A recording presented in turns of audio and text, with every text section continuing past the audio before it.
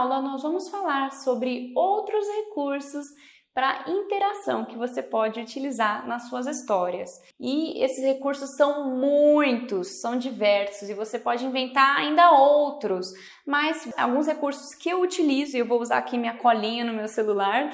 Primeiro recurso dos gestos. Você pode sempre pedir para os seus ouvintes repetirem os gestos da história com você. Como, por exemplo, você pode pedir para eles em qualquer momento bater palmas, e isso não é só durante a música, né? Você pode, em algum momento, vamos supor que você tem uma situação na história em que o personagem ele venceu alguma coisa, ele chegou lá no seu clímax, no melhor momento da história, e bate palma, começa a bater palma, e você fala, vamos lá, vamos bater palma. Às vezes a gente não precisa nem falar, né? Muitas vezes quando a gente faz um movimento, as crianças elas repetem com a gente naturalmente. Você vai ver como que isso acontece de forma natural, você não precisa nem pedir, isso é muito legal. A gente pode pedir para eles, por exemplo, imitarem um bicho com a gente, um animal, no caso de um cavalo, né, para criar o som de um cavalo. Você fala, então, o cavalo, como que ele faz?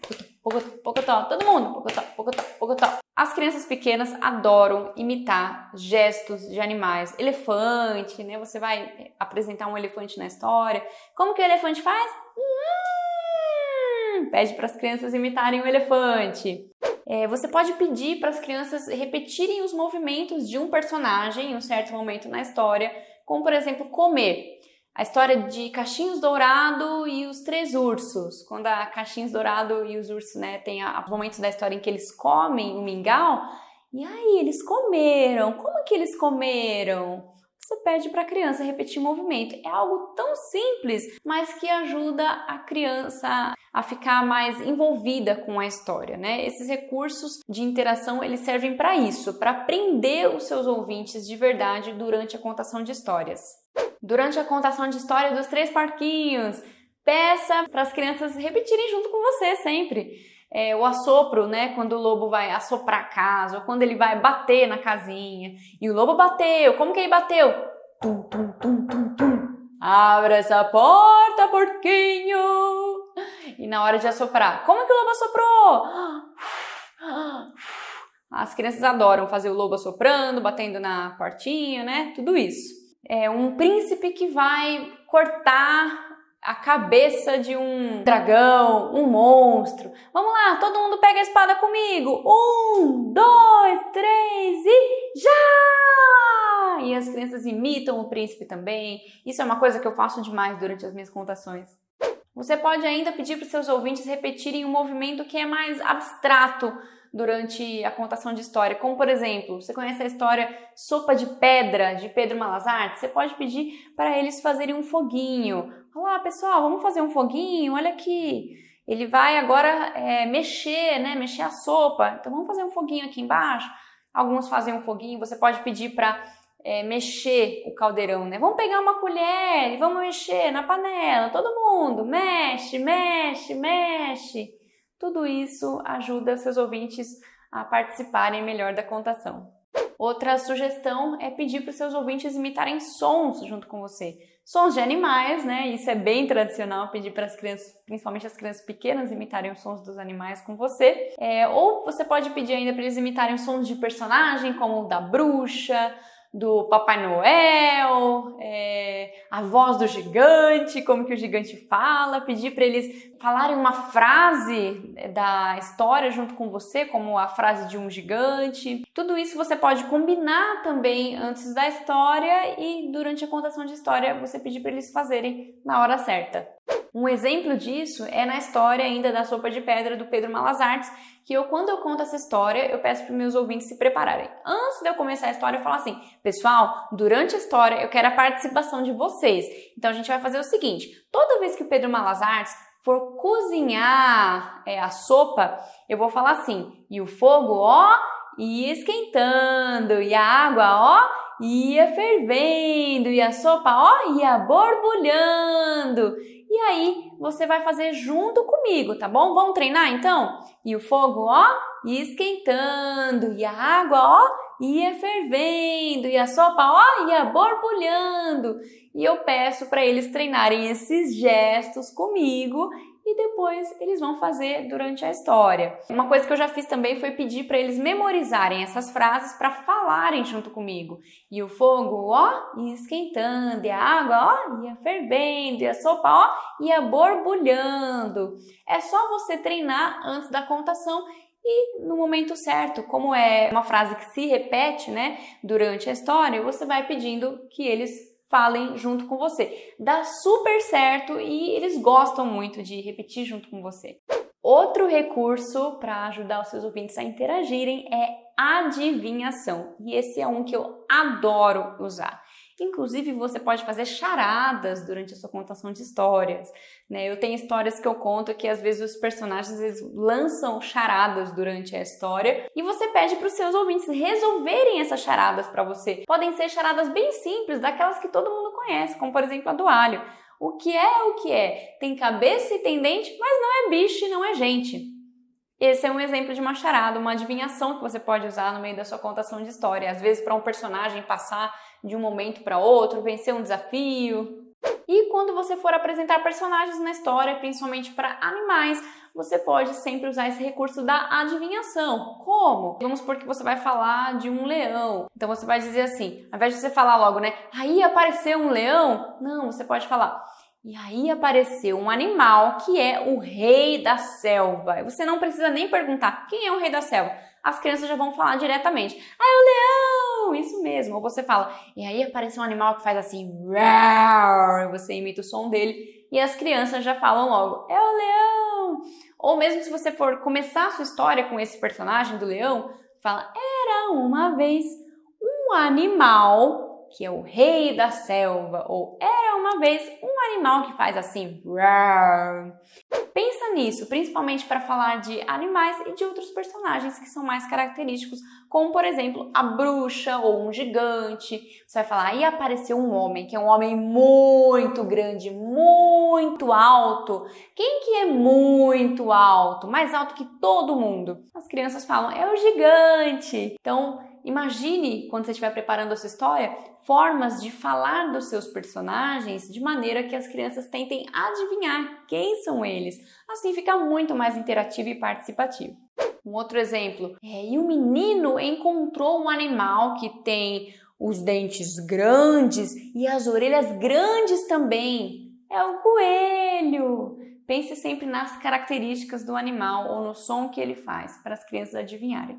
Outra coisa que eu adoro fazer nas minhas contações, para os meus ouvintes participarem, é fazer perguntas que tenham respostas com sim ou não. Como, por exemplo, eu estou contando uma história que tem um príncipe e uma princesa, e o príncipe pede a princesa em casamento. Aí eu pergunto, vocês acham que ela vai aceitar? E aí tem criança que responde sim, e tem criança que responde não. Ou eu posso perguntar assim, e aí, vocês acham que a princesa deve aceitar o pedido de casamento do príncipe? E aí muitas crianças falam sim.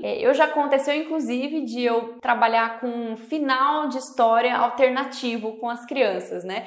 Quando eu vou chegando no final de uma história, ao invés de eu dar o final da história para as crianças, eu vou fazendo perguntas para que elas cheguem a um final que elas escolheram. E uma vez eu já contei uma história em uma turminha que tinha exatamente um príncipe e uma princesa, e o príncipe passava por vários desafios para salvar a princesa, e no final eu falava que o príncipe ia pedir a princesa em casamento. Eu falava, e aí, vocês acham que ela deve aceitar? E a maioria das crianças falou que não.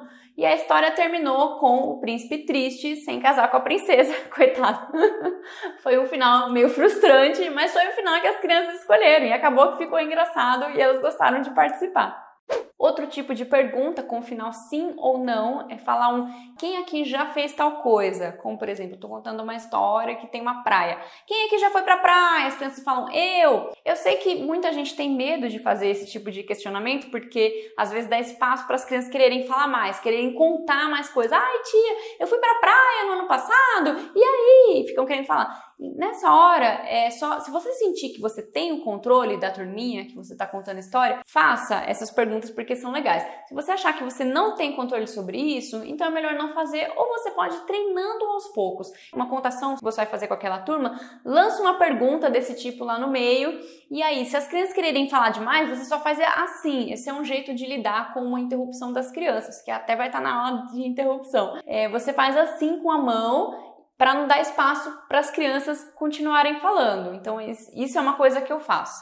Uma outra pergunta que eu uso muito nas minhas histórias é se aparece uma história, tem uma barata, né, na história. Aí fala, ai, quem aqui tem medo de barata? As crianças respondem, eu! Então perguntas também que a resposta possa ser eu.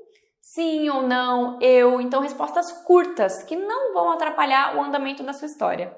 E quando você se sentir mais à vontade com as crianças, para quem você está contando a história, você sentir que você tem um controle maior sobre aquela turma, você pode fazer perguntas com respostas mais longas, como por exemplo, por que vocês acham que o príncipe fez isso? Por que vocês acham que o lobo apareceu bem naquela hora? O que vocês acham que aconteceu depois? Isso vai trazer respostas mais longas, vai trazer uma variedade de respostas e você pode escolher trabalhar com essas respostas para dar um andamento diferente para a história, ou você pode simplesmente falar assim, ai, nossa, legal, gostei! E aí você continua a sua história da maneira que você já planejou. Então, esse recurso das perguntas, ele é um recurso, assim, maravilhoso, que eu gosto muito de usar nas minhas contações, mas ele, claro, exige um pouquinho de treinamento. Então, eu sugiro que se você não tem essa prática ou essa confiança de fazer perguntas durante suas histórias, para fazer seus ouvintes participarem, porque às vezes você acha que você vai perder o controle da contação de histórias, começa treinando aos pouquinhos. Joga uma pergunta e aí você vê como vai acontecer, né? Como que as crianças, os seus ouvintes, eles vão levar aquilo, como que eles vão responder, e aos poucos você vai se sentindo mais confiante, né? Eu tenho alunos que quando eu apresentei esse recurso para eles, falando da importância de fazer perguntas para fazer os ouvintes interagirem, eles falam assim, nossa, eu não vou conseguir, porque eu vou perder o controle na hora, né? Mas eles foram aplicando e praticando isso e depois eles falaram que estavam super confiantes e que estava dando muito certo e que as contações de histórias deles estavam sendo muito mais legais porque eles estavam usando esse recurso das perguntas, né, para fazer os ouvintes interagirem. Um outro recurso de interação é fazer seus ouvintes cumprirem desafios durante essa contação de história, como por exemplo, pular em um pé só, ou procurar um personagem que está escondido ali na sala, né? Então, quando você for apresentar um personagem ou um objeto durante a história, você pode previamente esconder aquele personagem e objeto para usar ele durante a sua contação. Não tenha tanto medo de que isso vai acabar com a sua contação de histórias. Não. Como eu falei, tudo é treino e tudo é prática. Eu já fiz isso em festa de aniversário. E em festa de aniversário a gente tem que ter um momento mais descontraído, né, de contação de histórias. Então eu escondi objetos, personagens que eu ia usar na contação, escondi antes em lugares ali próximos de onde estava acontecendo a contação e eu pedia para as crianças procurarem no meio da história. Elas iam lá, procuravam, encontravam e me traziam e eu continuava com a contação de histórias. E outro tipo de desafio também é trava-línguas. Você tem uma história ali que um personagem tem que passar por algum desafio e ele encontra outro personagem que faz um desafio de ele falar um trava-línguas. Aí você pede para os seus ouvintes falarem também.